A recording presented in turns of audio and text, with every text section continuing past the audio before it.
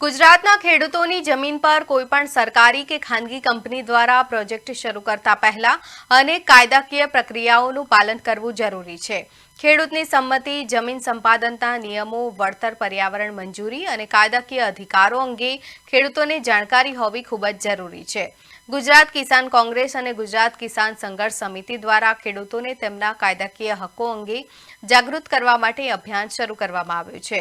આ અભિયાનનો ઉદ્દેશ્ય ખેડૂતોના દીકરા-દીકરીઓને કાયદાની સમજ આપવાનો, પોતાના અધિકારો માટે અવાજ ઉઠાવવા સક્ષમ બનાવવાનો અને શાંતિપૂર્ણ રીતે લડત આંદોલન કરવાની યોગ્ય રીતોથી માહિતગાર કરવાનો છે।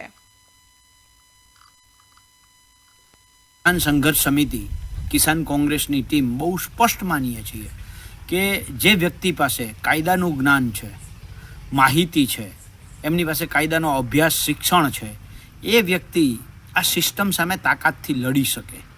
એ વ્યક્તિ આ સિસ્ટમમાં અધિકારીની આંખમાં આંખ નાખીને વાત કરી શકે। અમે કિસાન સંઘર્ષ સમિતિ કિસાન કોંગ્રેસની ટીમ ઈચ્છીએ છીએ કે ગુજરાતના ખેડૂતના દીકરા દીકરીઓ અલગ અલગ કાયદાઓનો અભ્યાસ કરે, એ કાયદાઓથી માહિતગાર થાય। ખેડૂતના દીકરાઓ આ સિસ્ટમની આંખમાં આંખ નાખીને વાત કરતા થાય। એટલે અમે જમીન માપણીનો કાયદો હોય, જમીન સંપાદનનો કાયદો હોય, વીજ લાઈનોના કાયદા કે રાજ્ય સરકારના 4/7/2026નો ખેડૂત વિરોધી પરિપત્ર હોય, પાણી અને ગેસ પાઇપલાઇનના કાયદાઓ હોય, આ બધા જ કાયદાઓ બાબતે અમે એક સેમિનાર રાખવા માંગીએ છીએ। અને આ સેમિનાર આવતી તારીખ 11, 12 અને 13 ઓગસ્ટ 2026ના રોજ મોરબીની બાજુમાં ટંકારા ખાતે સ્વામી દયાનંદ સરસ્વતી ટ્રસ્ટમાં 3 દિવસનો સેમિનાર છે।